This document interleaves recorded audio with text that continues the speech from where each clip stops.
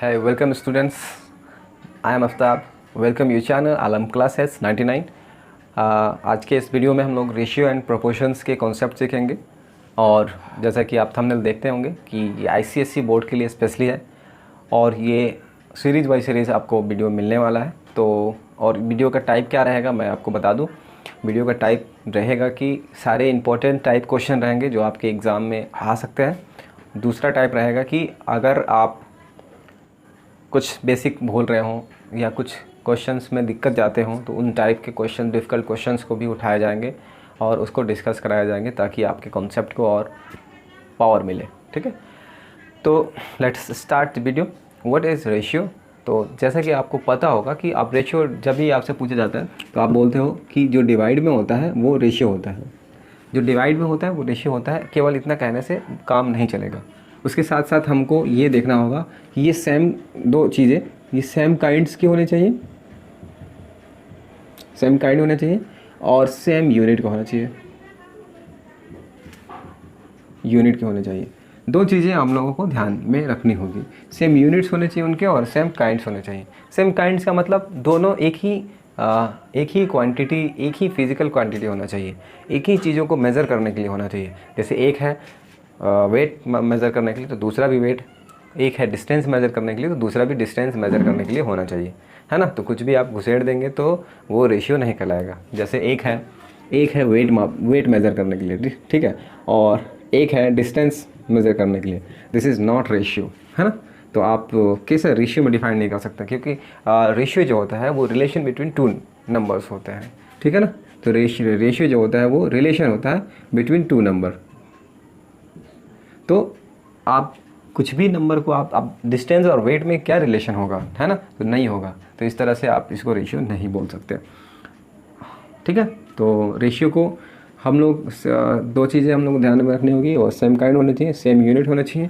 और ये रेशियो जो होता है, थर्ड पॉइंट है आपको, ये दो नंबर के बीच का रिलेशन होता है। थोड़ा सा और इसके बारे में कैसे रिलेशन होता है, क्या रिलेशन होता है, आपको कन्फ्यूज़न हो रहा होगा ना, तो मैं बता देता हूँ कि क्या रिलेशन होता है। देखिए एग्जाम्पल के लिए सपोज कीजिए ये 20 मीटर जो है ना, ये एक ट्री की लेंथ है, एक ट्री की लेंथ है। और दूसरा वाला जो है एक ये फर्स्ट ट्री है और एक दूसरा वाला ट्री है, उसकी लेंथ जो है वो सपोज 10 मीटर है, 10 मीटर है। अब दोनों के बीच का रिलेशन पता करना है। दोनों के बीच का रिलेशन पता करने के लिए हम लोग रेशियो पता करेंगे उसका। तो रेशियो पता करते हैं, कैंसिल आउट हुआ और मिला 2:1, 2:1। और ये रिलेशन बताता है कि जो फर्स्ट ट्री है वो सेकेंड ट्री के क्या है, 2 टाइम्स है। फर्स्ट ट्री सेकेंड ट्री के 2 टाइम्स है। तो हम लोग को ये पता चलता है कि relation between two quantities is called ratio. जब हम लोग उसको डिवाइड में करते हैं और डिवाइड करते हैं तो वो जो मिलता है सिंप्लीफाइड नंबर वो रेशियो होता है, ठीक है। तो आप रेशियो आई होप कि पूरे अच्छे समझ गए होंगे रेशियो क्या होता है। और नेक्स्ट हमारा है कंपेरिजन ऑफ रेशियो। एक्सपेरिमेंट करते हैं, चलिए। तो कंपेरिजन ऑफ रेशियो, दो रेशियो के बीच में कंपैरिजन कैसे किया जाता है, तो आई होप कि आपको पता होगा। फिर भी पता होगा तो बहुत अच्छे से समझ में आने वाला है। कुछ इसमें बताने वाली चीज़ें देखिए, ए और बी है, सी और डी है, नहीं पता है ये दोनों इक्वल है, ग्रेटर है, लेस है, क्या है नहीं पता है हमको। तो अगर एग्ज़ाम में पूछ दिया कि ये कौन सा रेशियो इसमें ग्रेटर है, कौन सा रेशियो बड़ा है, तो आपको कैसे पता करेंगे इसको, तो ठीक है ना। तो आपको कुछ करना नहीं है, ये क्रॉस मल्टीप्लाई दोनों नंबर को करा लीजिए, AD और BC मिलेगा। देख लेंगे कि कौन इसमें ग्रेटर है, कौन इसमें बड़ा है। अगर ये बड़ा है तो इधर वाला पार्ट बिगर होगा, अगर ये बड़ा है तो इधर वाला पार्ट बिगर होगा। एग्जांपल देता हूँ, क्लियर हो जाएगा। जैसे 5/2 है और ये 8/3 है, ठीक है। कन्फ्यूज़न हो रहा है, पता नहीं कौन बड़ा है, कौन छोटा है, कौन लेस है, कौन ग्रेटर है ना, कंफ्यूज हो रहे हैं आप। तो कुछ करना नहीं आपको, इधर क्रॉस मल्टीप्लाई करा लीजिए, 15 और ये हो जाएगा 16। आपको कौन बड़ा लग रहा है, 16, तो ये रेशियो बिगर होगा, ये छोटा होगा, ठीक है ना। तो इस टाइप से लेस और ग्रेटर को आप पता कर सकते हैं। इसी तरह से जब इक्वल मिलता है, सपोज AD इक्वल मिल गया BC के, दोनों इक्वल है, तो हम लोग बोलेंगे ये दोनों रेशियो जो है वो इक्वल है। जैसे एग्जांपल के लिए 2/3 मिल गया और ये 4/6 हो गया, मल्टीप्लाई कराते हैं मिल जाएगा 12 और 12, दोनों इक्वल है। तो ये दोनोों रेशियो इक्वल होंगे। ठीक है, इस तरह से हम लोग कंपेरिजन करते हैं रेशियो। नेक्स्ट सीखेंगे हम लोग कंपोजिशन ऑफ रेशियो। ठीक है, तो कंपोजिशन ऑफ रेशियो में हम लोग फर्स्ट ऑफ ऑल देख लेते हैं कंपाउंड रेशियो। क्या देख लेते हैं कंपाउंड रेशियो। तो कंपाउंड रेशियो जो होता है ABCD और जैसे आप D रेशियो E कर लिया आप, जैसे कि आपको दिया हुआ है 3 रेशियो दिए हुए हैं ना, 3 रेशियो दिया, बोला कंपाउंड रेशियो फाइंड करो। कुछ नहीं करना आपको, तीनों को आप आपस में मल्टीप्लाई करा लीजिए, जो रेशियो मिलता है वो कंपाउंड रेशियो होगा आपका। एग्जांपल दे देता हूँ, जैसे 2:3, 2:3, 5:7 है ना, और 7:2 ऐसे दे दिया हुआ है, और बोल रहा है कंपाउंड रेशियो फाइंड करो। तो आप कुछ नहीं करो, आप उसमें मल्टीप्लाई करा लो आपस में, जो सिंप्लीफाई होकर आएगा वो ही हमारा आंसर होगा। और ये 5:3 इज कॉल्ड कंपाउंड रेशियो। ठीक है, कंपाउंड रेशियो सीख गए आप, उम्मीद है आपको समझ में आया होगा। नेक्स्ट कर लेते हैं हम लोग डुप्लीकेट रेशियो, वो देख लेते हैं। तो डुप्लीकेट रेशियो में कुछ नहीं है, it is a compound ratio of 2 equal ratio.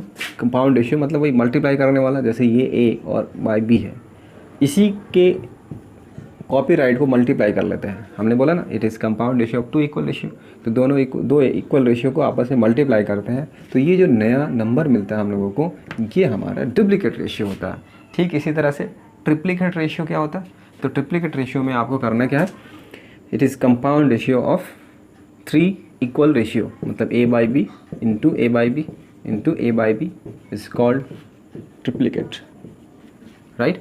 ये हो गया आपका। तो डुप्लीकेट समझ में आ गया, ट्रिप्लीकेट समझ में आ गया। अब हम लोग सीखने वाले हैं sub duplicate ratio. Sub duplicate ratio it is a square root of ratio, original ratio है ना। तो ये आपको देखना होगा। Sub duplicate it is a ratio between roots, it is a ratio given ratio. It is square rate. It is the square root. It is a square root of given ratio. It is square root. It is the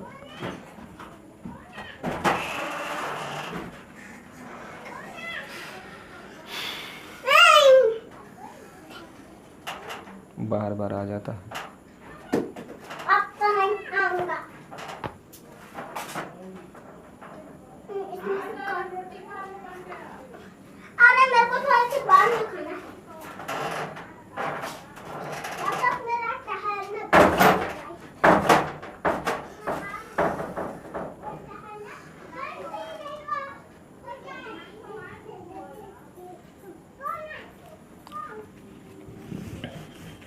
तो अब next है हमारा sub duplicate ratio. तो what is sub duplicate ratio?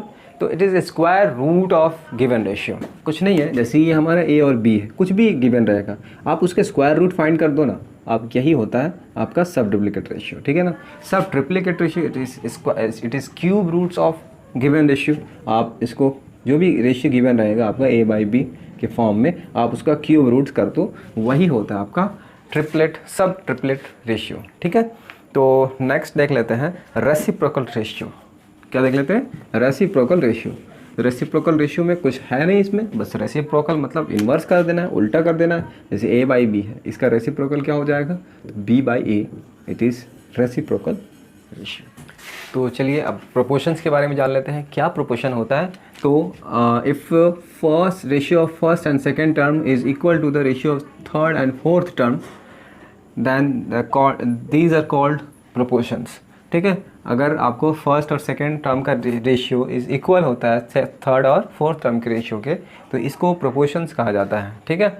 अब proportions को denote कैसे करते हैं? तो जैसे आप इसको लिख सकते हैं, ये रेशियो है ना, आप प्रोपोर्शंस को ऐसे लिखते हैं। ठीक है।